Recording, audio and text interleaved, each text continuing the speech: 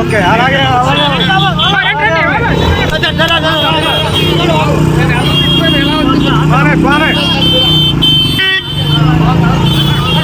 Okay స్లోగా slow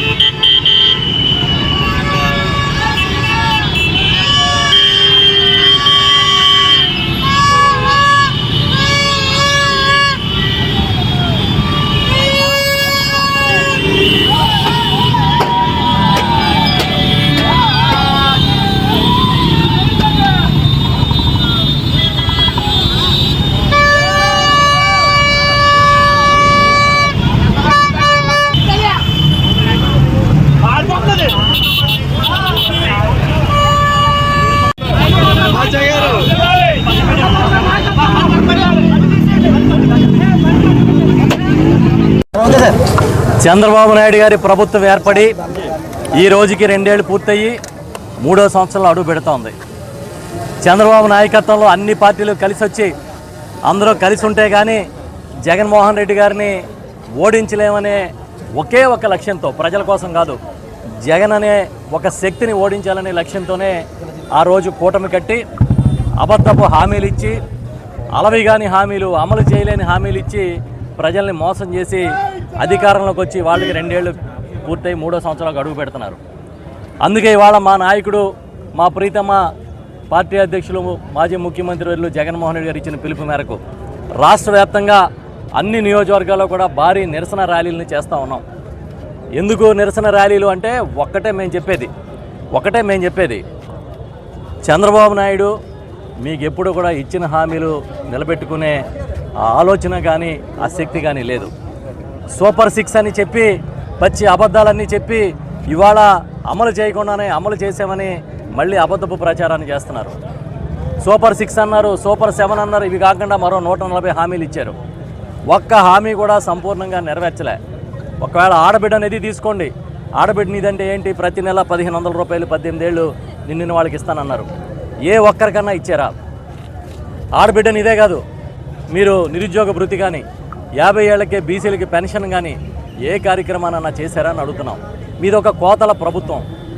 మీరు ఇవాళ 6 లక్షల పెన్షన్లు కోసేశారు, 7 లక్షల రైతు భరోసా మీరు మార్చిన అన్నదాత సుఖీభావ లబ్ధిదారులను కోసేశారు, 20 లక్షల మందిని మీరు అమ్మఒడి కింద ఏదైతే మీరు వాళ్ళ తల్లికి వందనం అన్నారో ఆ లబ్ధిదారులను కోసేశారు. ఈ విధంగా లబ్ధిదారుల సంఖ్య కుదించి అర్హత ఉన్న వాళ్ళకు కూడా ఇవ్వకుండా పెన్షన్ మేము అడుగుతున్నాం. 2 ఏళ్ళు అయింది, ఒక్క కొత్త పెన్షన్ ఇచ్చారా? వృద్ధాప్య పెన్షన్ పొందుతూ మరణించిన వారి భార్యలకు తప్ప మీరు ఎవరికైనా పెన్షన్ ఇచ్చారా? ఇవాళ మీకున్న శక్తి ఏంటంటే పబ్లిసిటీ, మీకున్న శక్తి ఏంటంటే మీ మీడియా. మీరు ఎలా ప్రవర్తిస్తున్నారో అలాగే మీ కొడుకు నోటికి ఏమొస్తుందో మీకే తెలియకుండా ఎవరన్నా మళ్ళీ మాట్లాడితే తిరిగి వాళ్ళ మీద కేసులు పెడతానని బనాయించడం చాలా దుర్మార్గమైన పరిపాలన ఇవాళ ఈ రాష్ట్రంలో జరుగుతుంది. సుపరిపాలన అనేది లేదు. జగన్మోహన్ రెడ్డి గారు ఆ రోజు చాలా క్లియర్గా వాలంటీర్ల వ్యవస్థను తీసుకొచ్చి, వాలంటీర్లతో పాటు సచివాలయ వ్యవస్థను తీసుకొచ్చి ప్రజల వద్దకే నిజమైన సంక్షేమాన్ని, ప్రభుత్వ కార్యక్రమాలని అందించాలనే లక్ష్యాన్ని తీసుకుంటే ఇవాళ దాన్ని నీరు కార్చేశారు. నిన్ననే మా నియోజకవర్గంలో విజయరాయడిపాలెం వెళ్ళాం. అక్కడ వైఎస్ఆర్సీపీ కార్యకర్తలు సానుభూతి పరులు అనే పేరుతో 150 మంది ఎస్సీ మహిళలకి 2 నెలల నుంచి ఉపాధి హామీ పనులకి పిలవడం లేదు.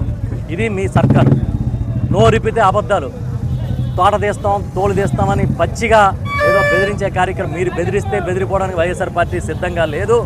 ఖచ్చితంగా జగన్మోహన్ రెడ్డి గారి నాయకత్వంలో చాలా గట్టిగా పనిచేస్తాం. నిన్న రాత్రి నుంచి పోలీసు అధికారులు ఫోన్లు చేస్తున్నారు అందరికీ, మా నాయకులందరికీ ఫోన్లు చేసి ఈ కార్యక్రమం శాంతియుతంగా జరగాలి, మీరు మాట్లాడడానికి లేదు, లేకపోతే మీరు ఏమీ తగలబెట్టడానికి లేదు. నిరసన కార్యక్రమాల్లో చాలా ప్రక్రియలు ఉంటాయి. ఇవాళ డిఎస్సి పోస్టులు అమ్ముకున్న మీ చరిత్రను నిలదీయకపోతే మా పార్టీకి అర్థమే లేదు. పరీక్ష రాయకుండా, కనీసం ఒక మెడల్ రాకుండా పోస్టులు ఇచ్చేసిన ఘనత మీది.